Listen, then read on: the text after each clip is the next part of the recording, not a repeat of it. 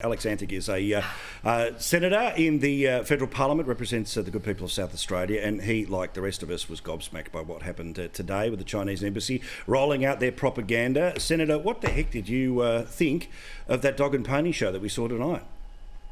Well, thanks, Paul. Thanks for having me. Look, I mean, I think if this was any other country in the world, arguably, you would have thought, what was that all about? But given what we know about the PRC and the Chinese Communist Party, this kind of tactic of, we would call it disinformation, this kind of papering over what is a pretty obvious alternate situation is pretty common. We see this all the time, rolling this out through social media and through online actors and through the fringe media. This is pretty common for the Chinese Communist Party. It's almost, you could describe it as sort of geopolitical gaslighting, telling you the opposite of what's actually happening in the hope that you'll second guess yourself. But look, we know very clearly what we're being told by think tanks such as ASPI, Australian Strategic Policy Institute, have done a power of work on this subject through the Xinjiang data project and those sorts of things.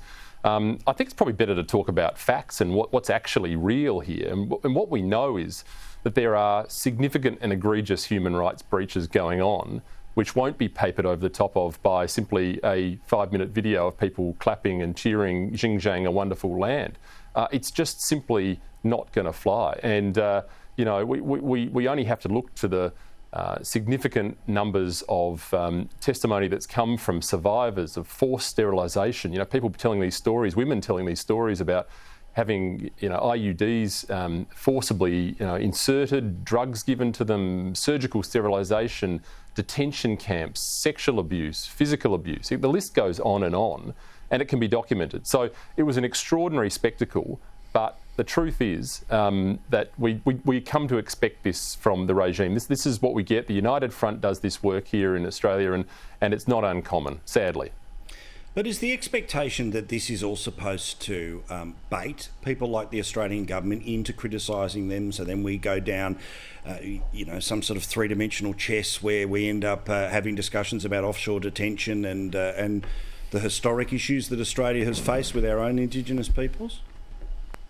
Look, I think it's probably a bit more simple than that. I think it's just smacks of desperation. I think we're seeing the regime now, finally, for the first time, seeing the world community stacking up against it. We've seen the EU, we've seen Canada and the United States all making the assertion that this is genocide, that there's genocide going on in Xinjiang.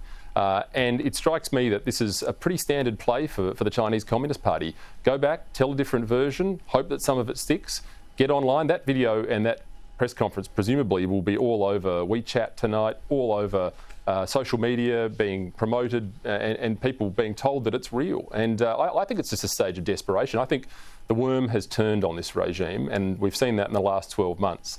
That must be at least some hope, I suppose, for the Uyghur people, many of whom live right here in SA, who saw the Chinese consulate opening last week, and you could see the tears and the emotion for them. This is very real for these people. They have lost loved ones, they've lost connections with people, and it's at least the world waking up, I think.